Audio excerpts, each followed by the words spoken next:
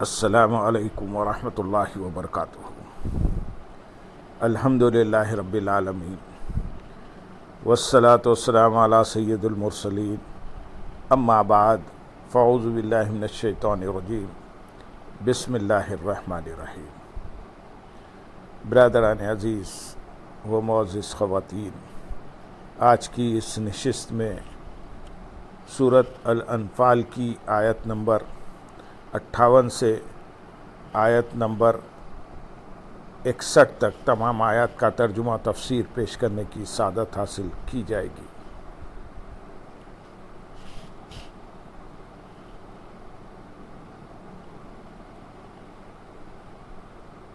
وَإِمَّا تَخَافَنَّ مِن قَوْمٍ خِيَانَةً فَانبِذْ إِلَيْهِمْ عَلَى سَوَاءٍ إِنَّ اللَّهَ لَا يُحِبُّ الْخَائِنِينَ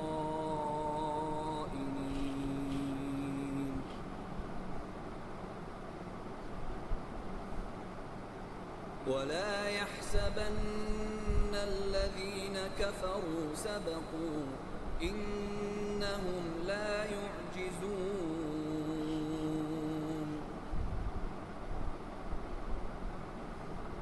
وَأَعِدُّوا لَهُم مَّا اسْتَطَعْتُم مِّن قُوَّةٍ وَمِن رِّبَاطِ الْخَيْلِ تُرْهِبُونَ بِهِ عَدُوَّ اللَّهِ وَعَدُوَّكُمْ وآخرين من دونهم لا تعلمونهم الله يعلمهم وما تنفقوا من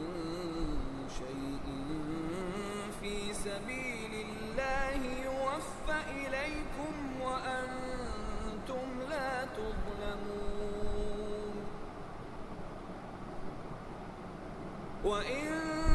جنحوا للسلم فاجنح لها وتوكل على الله إنه هو السميع العليم۔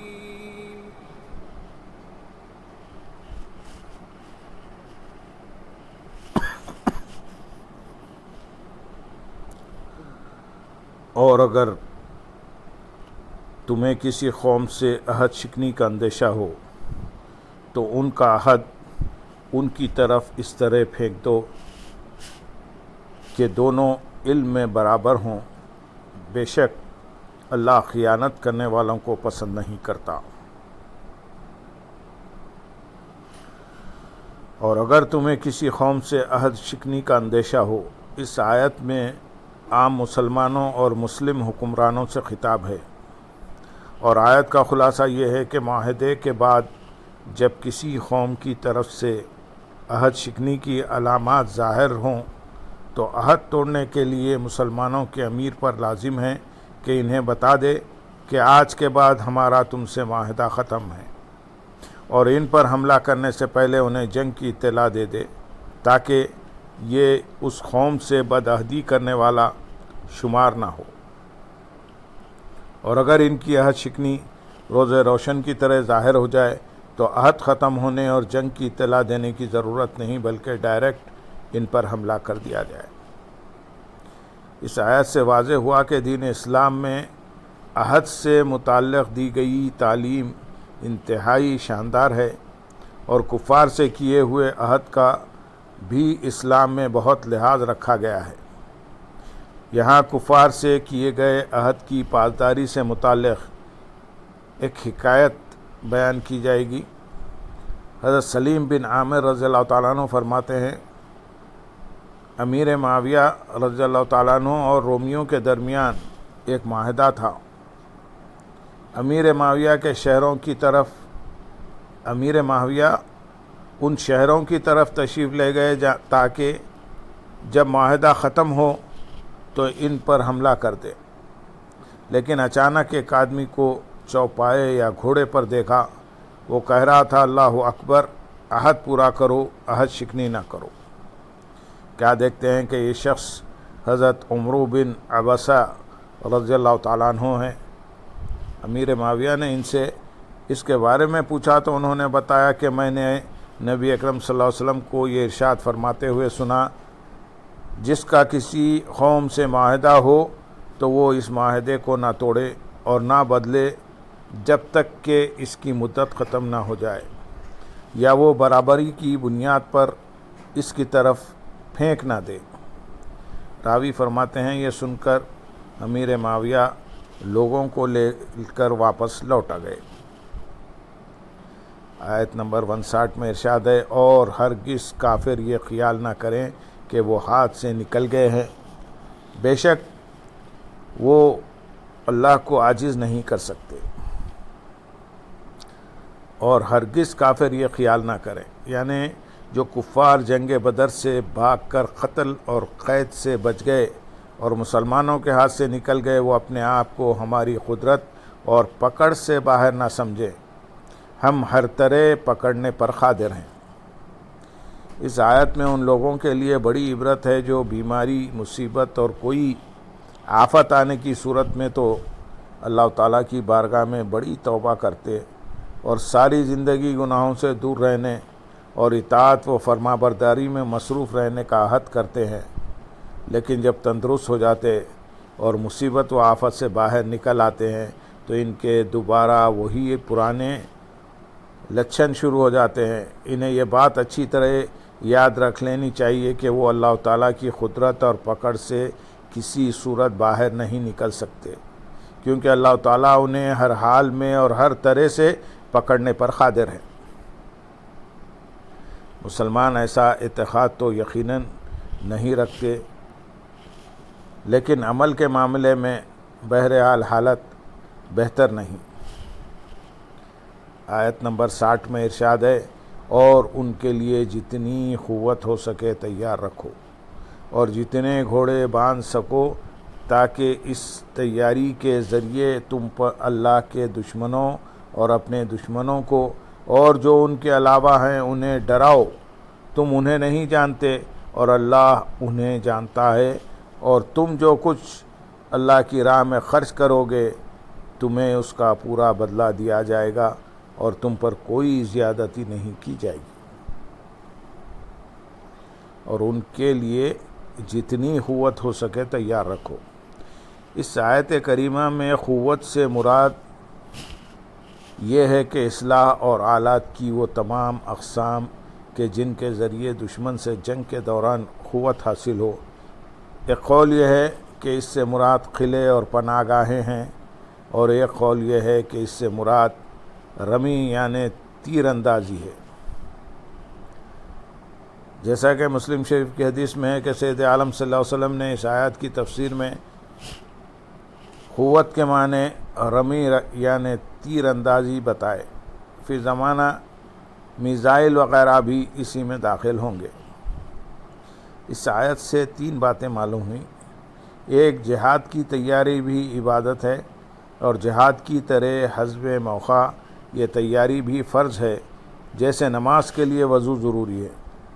نمبر 2، عبادت کے اسباب جمع کرنا عبادت ہیں اور گناہ کے اسباب جمع کرنا گناہ ہیں، جیسے حج فرض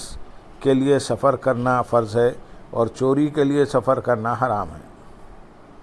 نمبر 3، کفار کو ڈرانا، دھمکانا، اپنی قوت دکھانا، بہادری کی باتیں کرنا جائز ہے، حتیٰ کہ کافروں کے دل میں رعب ڈالنے کے لیے غازی اپنی سفید داڑھی کو سیاہ کر سکتا ہے، ورنہ ویسے سیاہ خضاب ناجائز وہ گناہ ہے۔ آیت کریمہ فتح و نصرت اور غلبہ و عظمت کی عظیم تدبیر پر مشتمل ہے۔ اس آیت کی حقانیت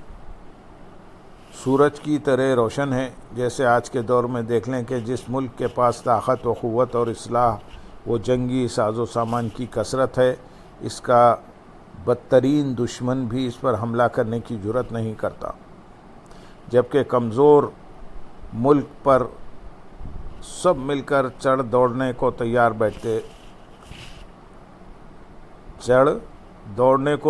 بیٹھے ہوتے ہیں، جیسے ایک بڑی طاقت اپنا سب سے بڑا دشمن دوسری بڑی طاقت کو سمجھتی ہے، لیکن آج تک اس پر حملہ کرنے کی جرأت نہیں کی، کیونکہ ان کے پاس پہلی کا دماغ ٹھیک کرنے کے لیے نسخے موجود ہیں، لیکن وہی بڑی طاقتیں اور عالمی امن کے جھوٹے دعوے دار کمزور ممالک کو طاقت دکھانے میں شیر ہیں اور ان ممالک میں ظلم و ستم کے پہاڑ توڑ رہے ہیں۔